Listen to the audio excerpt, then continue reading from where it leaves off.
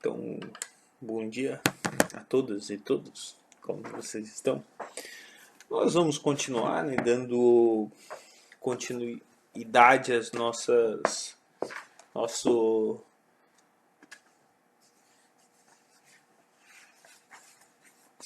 nossos estudos sobre os povos originários, principalmente a gente já viu os astecas e os maias, e vamos entrar e ver agora os incas e os tupis, e os povos que habitavam mais para baixo. A gente usa os maias e os astecas mais na América Central, esse daqui os incas e os tupis mais na América do Sul, né? A gente vai ver aonde eles estavam e os tupis no Brasil, né? Vamos a estudar sobre os incas, né? Quem eram esses índios incas, né? Aqui tem um pouco de como se deu a colonização dos incas nesse mapa, né? Um pouco onde eles estão tomando toda essa parte aqui. Veja o Brasil, Colômbia, Equador, onde Cusco, onde eles vão Machu Picchu, principal aqui, o local dele, que é o forte local onde eles estão, né? Um imenso império que pega Peru, Equador, Bolívia, Chile, Argentina, né? Então, o Império Inca, né, foi um Estado-nação, podemos chamar assim de Estado-nação. Para acompanhar lá na página 13, onde começa, pode acompanhar por ali, ler no livro, tá lendo certinho o que está no livro, prestar atenção nos slides, na apresentação, correto? Os Incas, né? Então esse império, que é um Estado-nação, que existiu na América do Sul, principalmente, cerca de 1200, né, da invasão dos conquistadores, né? Os espanhóis, a execução do imperador Inca, Atahualpa, em 1533, né? O império, apesar de composto por diversos grupos étnicos, então eles não eram um grupo só igual a todos, tinham diversos grupos que formavam o império, né? Era comandado por uma elite política e social formado pelos incas, né? Em sua extensão, né, o império incluía a região desde o extremo norte do Equador, Quito, Equador aqui em cima, né? E o sul da Colômbia, todo o Peru e a Bolívia até o noroeste da Argentina e o norte do Chile. Aqui, ó. A Argentina, então ele pegava toda essa costa aqui do Pacífico, o outro lado do mar no continente, né? E o Império Inca, ele fazia parte de tudo isso, né? A capital, então, do Império, a capital que tinha, eles tinham uma capital, um centro de poder, era a atual cidade de Cusco, em Quichua. Quichua, que era a língua, uma das línguas, né? Cusco significa umbigo do mundo. Né? O Império abrangia diversas nações de mais de 700 idiomas diferentes. Estava sob o domínio de mais de 700 línguas que falavam diferente.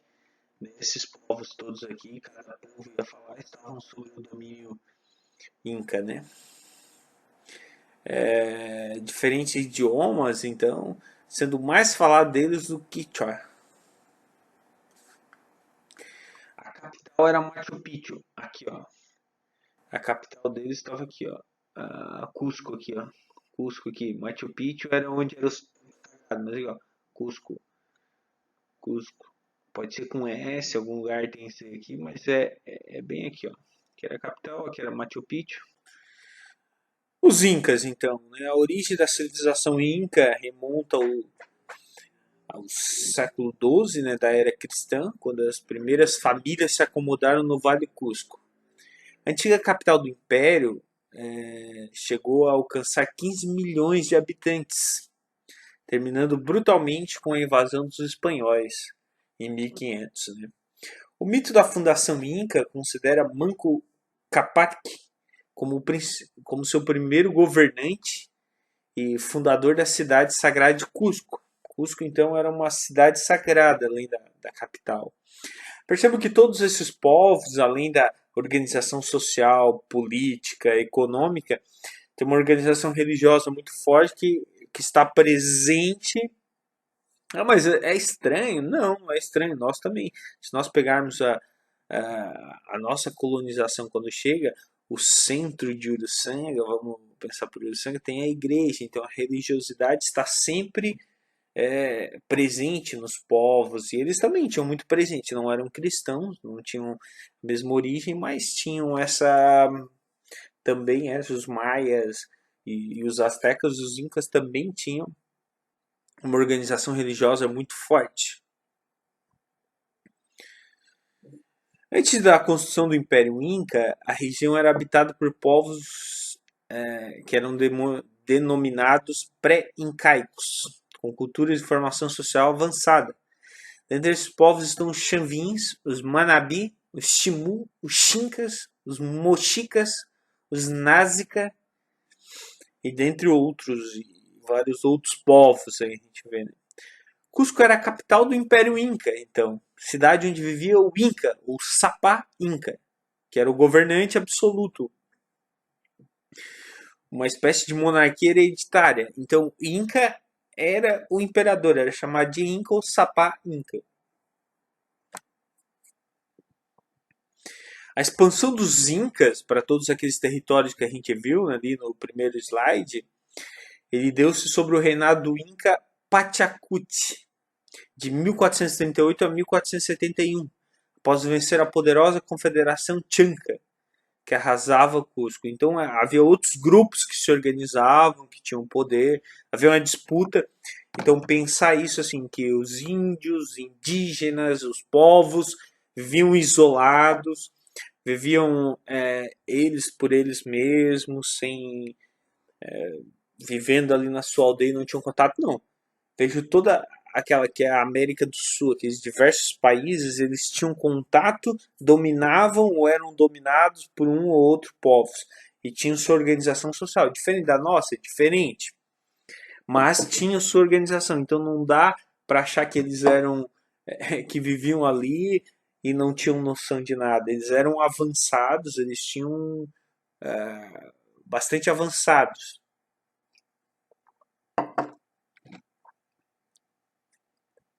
Então o Pachacuti supervisionou a construção de um importante monumento da cultura inca, né? Que é o Corincancha, Templo do Sol, em Cusco. Próximo à antiga capital do Império, Machu Picchu, né? Machu Picchu é muito famosa, até as pessoas fazem excursões para lá, sobem lá, é uma região muito conhecida e acessível, muitas pessoas vão para lá. O controle, eles também faziam um controle populacional, não tem o IBGE, o censo do IBGE que vai lá e conta quantas pessoas, casas, vê tudo que tem, né? Os incas também tinham esse controle, controlavam isso, sabendo quantas pessoas cada espaço, né? Então, a organização política e a expansão dos incas. Para que desconfigurou o slide. O chefe do estado era o Inca, como eu já falei, o Sapá Inca, né? E era reverenciado por todos, né? Uma rede de sacerdotes também existia, escolhido pelo imperador entre os nobres, estavam juntos dos incas. Então, assim, os nobres, os sacerdotes estavam juntos do inca, que era o imperador que controlava. Tinha o povo, os servidores, os escravos, né? Havia divisão de classes, um chefe de estado, a cidade inca, né? A população vivia em pequenas coletividades, eram agropastorais, pastoreiros, né? Pastoris. O que era isso? Eles plantavam e cultivavam ali uma ovelha, a gente vai ver um boi. Então tinham algumas animais e também produziam, né?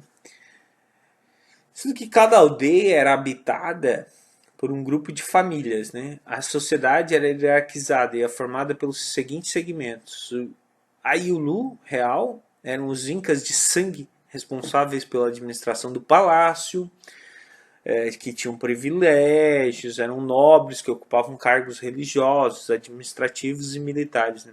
A camada média, composta pelos funcionários públicos, pelos trabalhadores especializados, quem mexia com ouro, quem mexia com prata, quem era ferreiro. Né? E as classes mais baixas, formadas pelos artesãos e camponeses. Né? Então eles pagavam elevados tributos ao rei. Esses aqui embaixo aqui, que era a maior parte, eles pagavam tributos. Havia tributos, impostos que eram pagos para manter o império. Né? Com o objetivo de manter o império íntegro, né, foi formada uma rede complexa de burocracia administrativa e militar. A sociedade também era composta pelos artesãos especializados, como pintores, escultores, ceramistas, ourives, que mexiam com ouro, né? Curandeiros, feiticeiros, sacerdotes religiosos. Né? Arquitetura, então, né? Os incas desenvolveram um estilo bastante funcional da arquitetura, que funcionava, que era tinha o utilitário, né? E até os dias de hoje, a gente vê, impressionam ainda pelas técnicas que eram usadas de engenharia, de como cortar pedra, de como trabalhar com a pedra, de como encaixar as pedras sem usar cimento. Aqui tem ver alguns modelos de formação de pedra, os caminhos. O plano de cidade estava baseado em um sistema de avenidas principais, atravessado por ruas menores, que davam para praças abertas rodeadas de templos e outros edifícios que continham. Então tinha uma cidadezinha, ela tinha as avenidas maiores, as pequenininhas, e tinham praças que se organizavam, templos religiosos, então era bem funcional toda a cidade. Né? Um dos detalhes que impressiona muito, né, eram os enormes blocos de pedras que foram encaixados com precisão, uma grande precisão, né,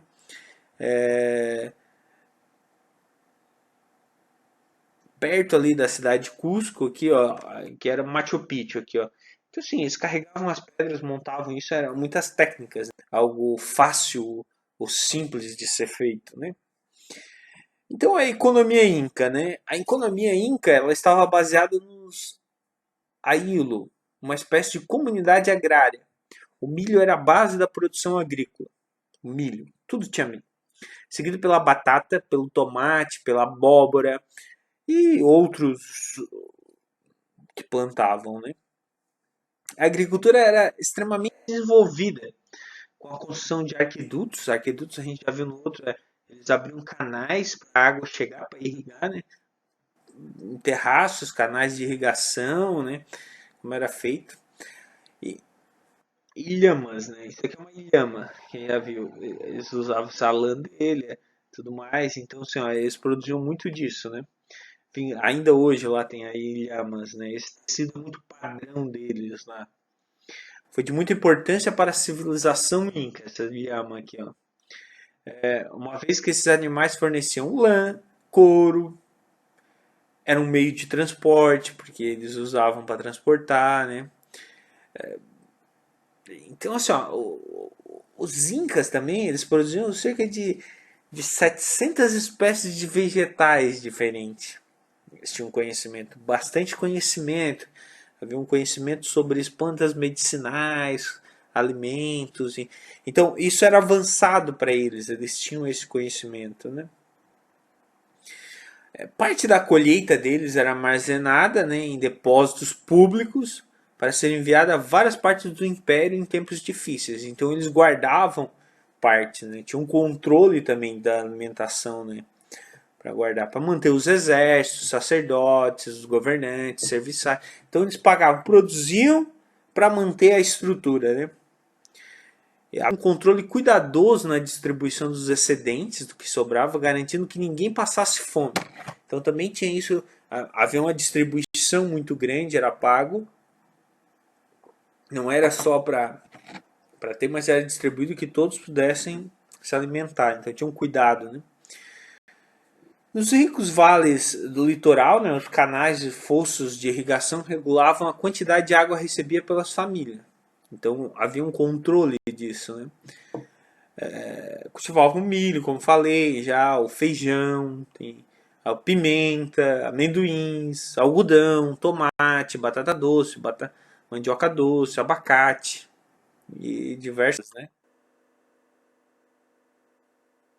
A religião. Vamos lá, na religião dos Incas. Né? Se perceber, tem muitas semelhanças. Maias, os Incas, os Aztecas, eles mantêm várias semelhanças nos estilos também. Vários povos vão incorporando e tem isso, né? Pode ver às vezes, mas não, parece tudo meio parecido, meio igual, tem a relação. Era, as cidades eram, mas eram povos distintos, impérios distintos, em tempos diferentes, tinham relações diferentes. Então, assim, não eram iguais. É a mesma coisa. Não é a mesma coisa. Essa ideia de sempre taxar os indígenas, ou seja, os povos antes de a mesma coisa, é errado. A gente viu que só os incas tinham mais de 700 povos.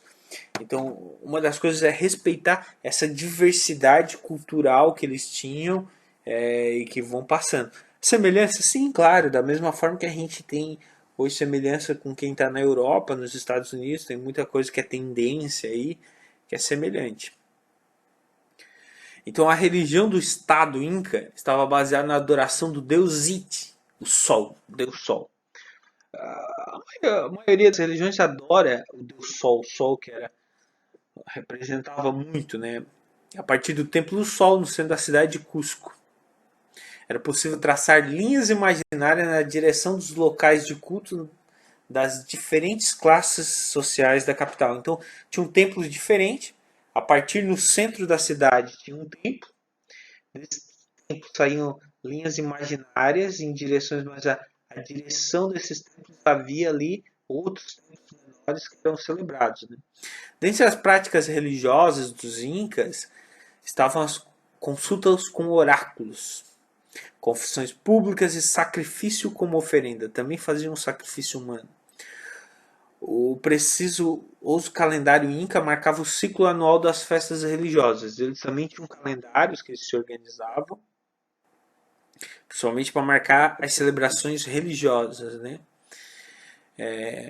Mas o calendário religioso nosso também, se parar para ver, quem é católico, tem religião, vai pegar lá, vai ter um calendário litúrgico que vai seguir os tempos da liturgia, vai na missa, vai ver que o padre uma hora vai estar de vermelho, de verde, de branco, porque é o tempo litúrgico do calendário litúrgico. Então, assim, eles também tinham o seu calendário, contavam o tempo, importava muito mais contar o tempo para saber a comemoração religiosa do que nós para saber os dias de aula, porque isso para eles não importava tanto, o tempo trabalhado. Então, para a colheita, eles celebravam o Deus da colheita, sabiam o tempo da chuva. A questão religiosa estava ligada à questão da vida deles. Eles eram uma teocracia, então, baseado no imperador, eles seguiam normas religiosas, né? E aí para garantir boas safras, as cerimônias religiosas eram feitas para prevenir e curar doença, fazer profecias do que ia acontecer, faziam sacrifícios de animais, né, yamas, cobaias, acompanhavam quase todos os rituais, tinham sacrifícios. Né? Os incas veneravam também o Viracocha como o grande criador e fonte de todo o poder divino. Adoravam também o sol Winti, a lua Mamaquila, o trovão, as estrelas, o tempo, a terra e o mar. Seus sacerdotes usavam a magia para diagnosticar e tratar doenças e fazer previsões. Então, vejam, a religião e dos maias, dos incas, dos astecas eram fortemente ligada à questão da natureza. Então tinha a questão da natureza, dos ciclos de produção rural, de quando começava a plantar que tinha que chover para plantar, para colher, a festa da colheita, a festa da plantação, de semear. Então era muito importante. Os deuses estavam ligados a questão sempre da natureza. Então, o sol, porque o sol ilumina, a chuva, o deus da chuva, o deus do trovão, o deus do mar, tinha toda essa importância com a natureza.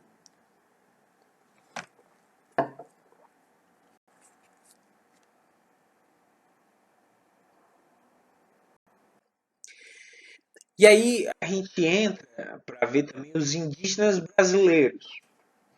Os astecas, incas, maias e os indígenas brasileiros, porque na Índia também havia colonização. Os indígenas brasileiros, muito menos. As cidades, eles não tinham grandes cidades estruturadas, império, como eram as três etnias que a gente viu. Os três povos, os três impérios eram diferentes, mas era um povo muito avançado também. Tinha várias técnicas avançadas, né? E aí a gente vê aqui a chegada dos portugueses, né?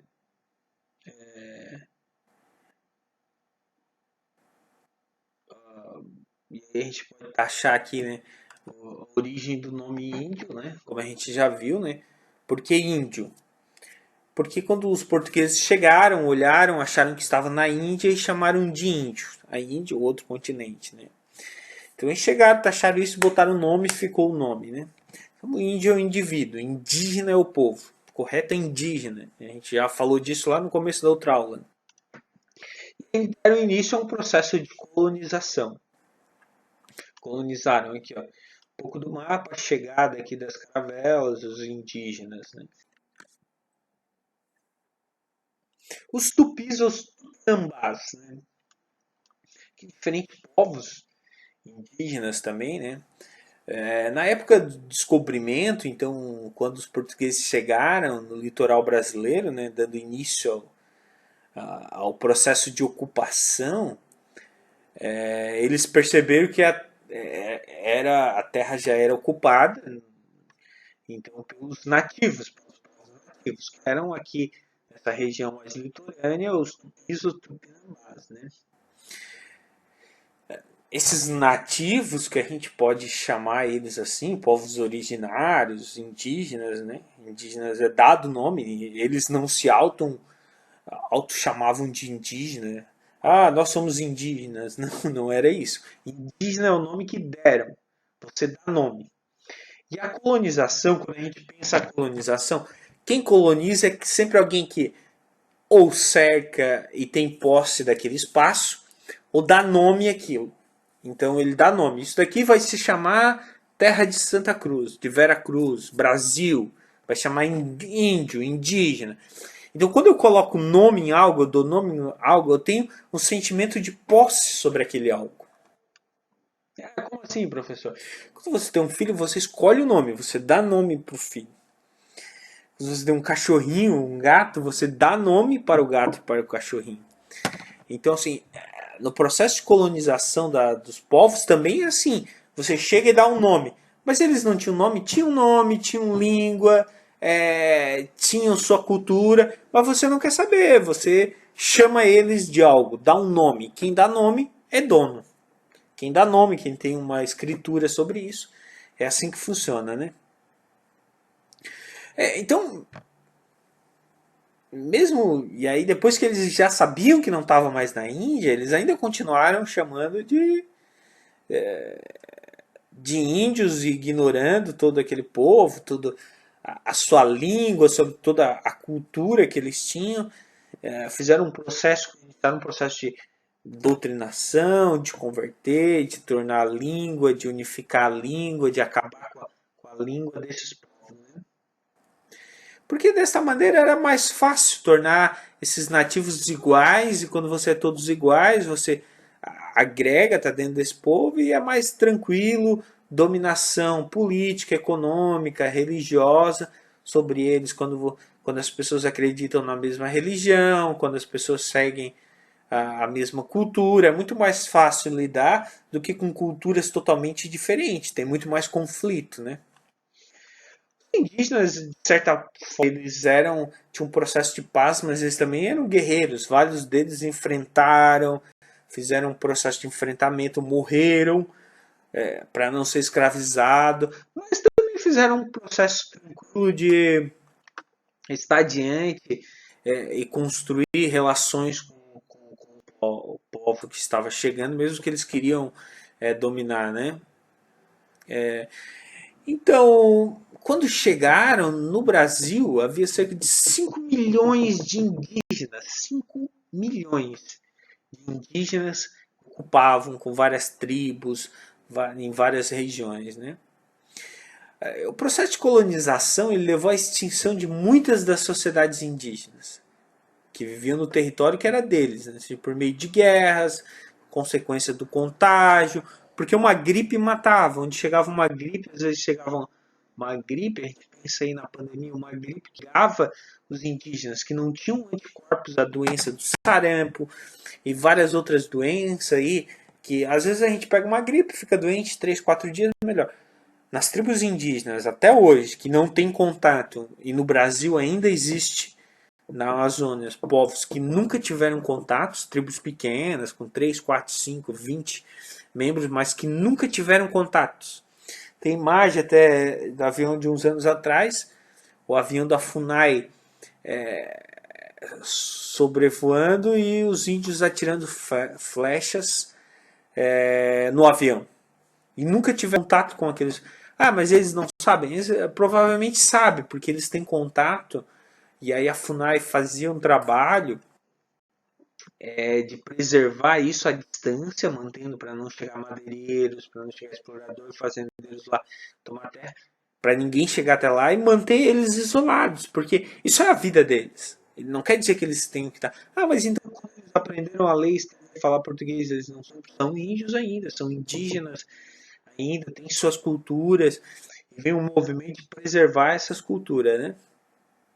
Então o processo de colonização levou à extinção de muitas das sociedades, né? Seja pelas doenças aí, o sarampo, como eu falei, a varíola e outras doenças, uma gripe, né?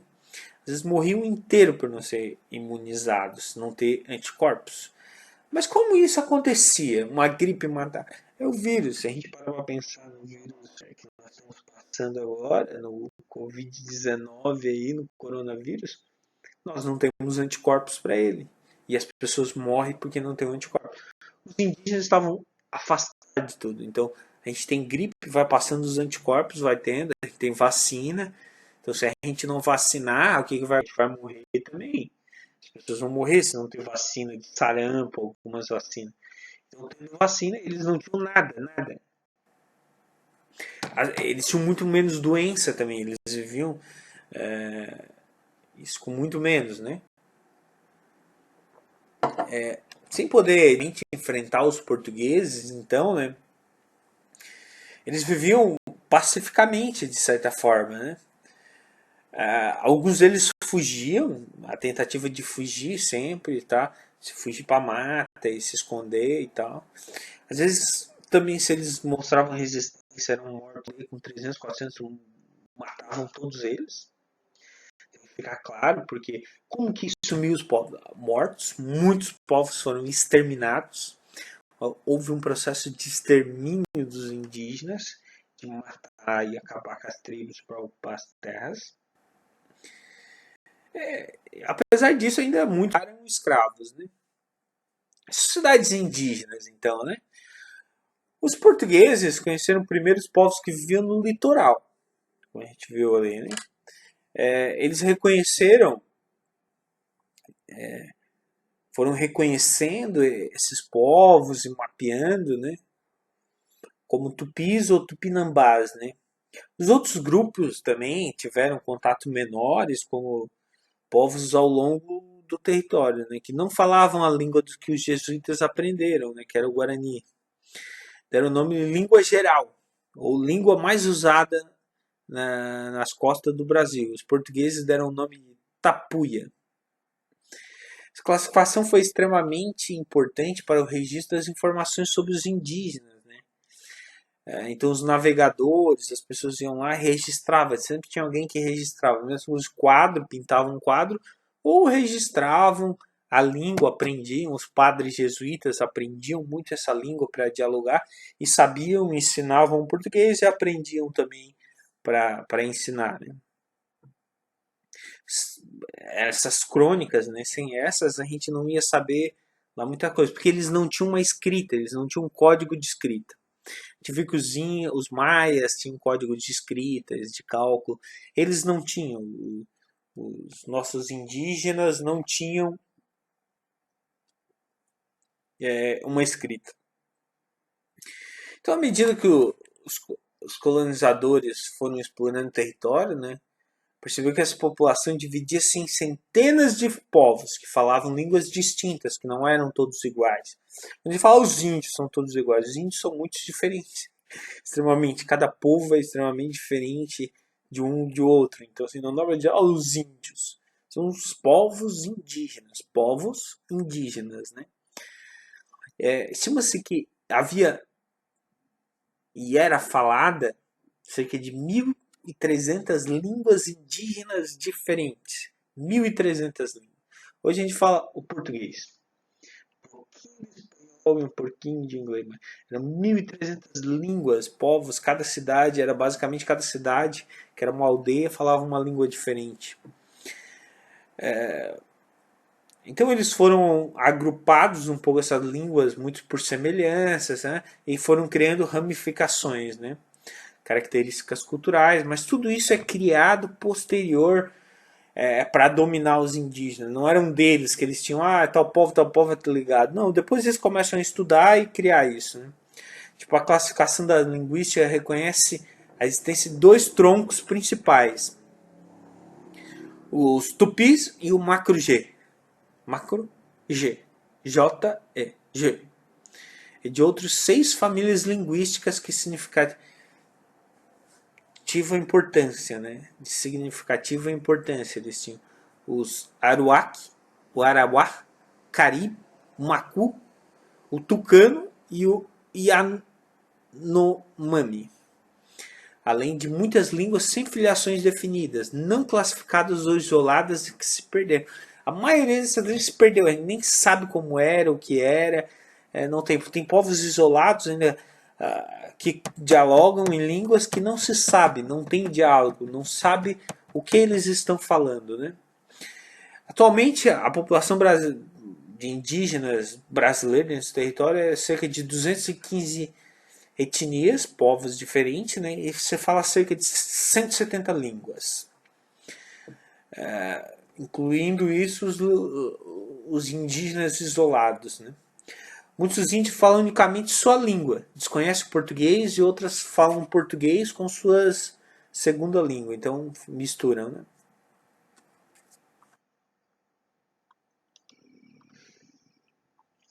Então, aproximadamente 60% da população indígena brasileira vive na região designada Amazônia Legal hoje. Né? A área é essa que engloba 9 estados brasileiros, pertence à bacia amazônica. Né? A floresta e tal. Né? Apenas o Rio Grande do Norte, Piauí, Distrito Federal não se encontra grupos indígenas. Né? Os principais grupos indígenas hoje são os brasileiros, os povos que vocês já devem ter ouvido falar, se pesquisar, dar um Google aí, vocês vão achar vários, que é o Ticuna, Tucano, não é Tucano com C, é com K, né? Tucano, Machuque, Yanomami, Guajajara, Terena, Pancaruru, Caiopó, Caigangues. Os Caigangues tinham nossa região, andavam circular pela nossa região, né? Os Guaranis, os Chavantes, os Xerentes, o Mura, o Satere Mauê, entre outras etnias. Essas são as mais famosas ainda hoje. Então aí os grupos indígenas, destaques que a gente tinha lá, que eram os Tupis, os Gs, os e os Aruac. Os Tupis habitavam principalmente o litoral brasileiro, desde o Rio Grande do Sul até a Amazônia, todo o litoral, na nossa região. Ocupavam também trechos do interior do Brasil, né?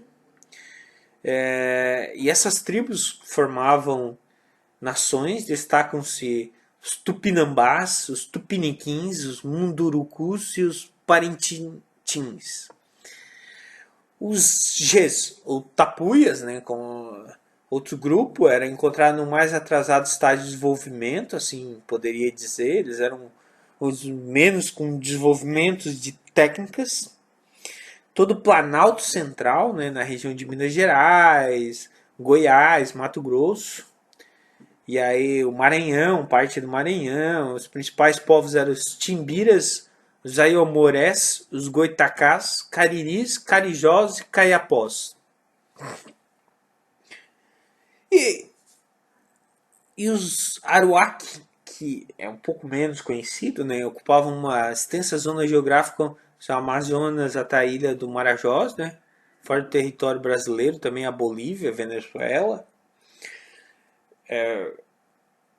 E ocupavam em outros países também, né? Tinham isso, então eles não eram só o brasileiro, como os guaranis também têm de outras origens, né? Eram considerados excelentes navegadores em estágio bem adiantado de desenvolvimento, possuem agricultura organizada. As principais tribos aruaques em nosso país eram Aruan, Pareci, Palmari, os Cunibis e os Guanas e os Terenos. Os Terenas são mais conhecidos, se a gente procurar, tem mais organizados, né? Então, a organização social aqui, né, como se dava dos índios, né, dos indígenas, os tupis ou tupinambás, né, são os mais conhecidos em razão dos registros feitos pelos jesuítas e os viajantes que passavam no período colonial. Então, tem mais sobre eles, os tupinambás, tupis, guaranis, porque eles tinham já contatos maiores, viveram com os jesuítas, né? O mesmo, entretanto, não ocorreu com os tapuias, né?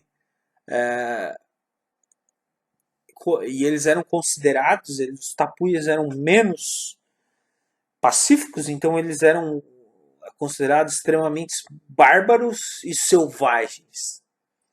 A ideia do selvagem, então eles eram bárbaros, eram maus. Eles estavam defendendo suas terras, seus ambientes, e não tinham muito diálogo, não queriam.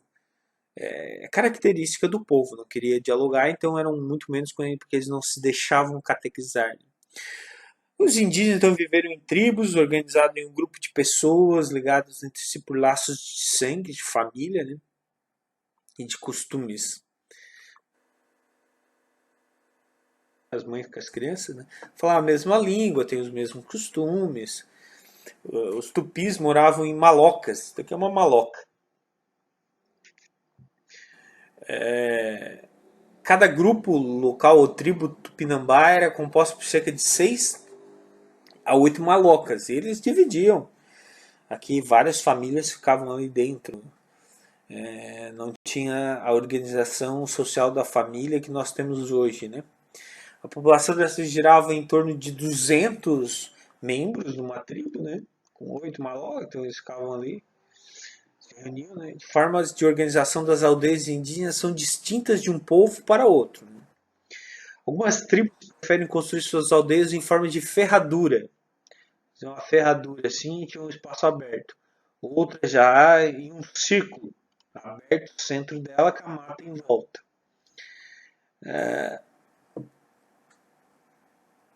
E tinha também tribos que faziam uma oca só aqui e todos viviam ali dentro. Mas a maioria tinha várias delas e se dividiam. Né? Então a relação indígena, né? As relações indígenas, né? E a estrutura, a religião, né? As tribos indígenas, grupos menores, como a gente viu, e viviam nas ocas, o comando da tribo é sempre de responsabilidade do cacique. Era o cacique que conduzia os homens à guerra, à pesca, à caça. Sempre tem um cacique que era o chefe, né? Era ele que reunia os índios para a decisão dos negócios, declarava guerra, mudava as aldeias, porque eles também se mudavam. Quando começava a vir que ali já não tinha mais muito, simplesmente se mudavam para outros lugares. Né? O chefe religioso deles era o pajé. Aí ele compete em realizar cerimônia religiosa, manter a tradição das tribos, exercia função de sacerdote, médico e professor. Veja que aqui o pajé era um médico, um curador que dava plantas. Mas era. Não, eles tinham conhecimento sobre plantas, sobre remédio muito grande, muito usado, que hoje é extremamente usado isso, cada vez mais. A própria saúde vem usando esse conhecimento das plantas, né? As plantas medicinais. Então eles tinham conhecimento e eles passavam, né? A economia deles baseava praticamente na coleta e caça, né? Não era tanto no negócio com outros. Eles plantavam também mandioca. Mandioca era o que mais produzia, o milho, o amendoim, o tabaco, o cigarro, mas a mandioca era o principal, né? Então, a economia de coleta dos índios eram nômades, dessa forma eles bastante comuns os índios invadirem as terras de outros indígenas e aí acabar tendo guerra, porque alguns povos ficavam no mesmo local. Outros circulavam, aqui nós temos exemplo que eles vinham da serra, iam até o mar e circulavam toda a região, não estabelecia por um tempo, por um período na região e mudavam, né? A gente pode ver isso se olhar ali o encontro em Jaguaruna, onde tem os montes, se acha muito achados arqueológicos, sambaquis, né? As tarefas também eram divididas, né? E aqui tem essa tabela aqui que a gente vai ver, né? Trabalho das mulheres, trabalho na agricultura, desde plantio até a colheita, coleta de frutos, a fabricação de farinha, o preparo da comida, o cuidado das crianças da tribo, tecer rede, trançar cestos, homens para mata, preparar a terra plantio, caçar e pescar, fabricar arco e flecha, construção de moradia, expedição de guerra, proteger a tribo. E tinha um ponto muito claro disso. As crianças sempre próximas, não tinham essa lógica tão clara do casamento, eles eram politeístas, acreditavam em vários deuses também, né? Por exemplo, o Guaraci, o Sol, o Jaci, a Lua, Tupã, o raio e o trovão eram adorados, né? Eles não possuíam, como eu falei, um código de escrita, mas possuíam muito desenho, desenhavam, deixavam registrado, isso marca, né? O matrimônio, então, eles não tinham, não é, eles casavam entre familiares, né? Cruzavam entre primos, tios, jovens, né? Eles tinham rituais de passar da adolescência para a vida adulta, então alguns, se procurar alguns rituais, vai ver, botavam o braço no formigueiro, onde as formigas mordiam muito, e eles, é cheio dos rituais religiosos, de principalmente passar para a fase adulta, né? Os indígenas eles carregavam, então, como eu já falei das plantas, vários conhecimentos, principalmente ligado ao conhecimento mais da natureza, das plantas, e o que ajudou muito aos colonizadores a andar na mata, a descobrir a própria fibra, a mandioca, o pau-brasil, a madeira que saía vermelha, que saía tinta, a caçar, pescar. Então, eles usavam as plantas, sabiam que tinham veneno, que não tinham, né? As caças, a borracha, eles cortavam uma árvore, a seringueira, e viam que saía um látex que se transformava em borracha, criavam bola, usavam aquilo, faziam. Então, eles também tinham um processo de conhecimento muito grande. Os portugueses também usavam desse conhecimento para entrar, os bandeirantes, para entrar Brasil adentro, para estar usando, explorando os outros lugares, usavam os conhecimentos dos próprios indígenas.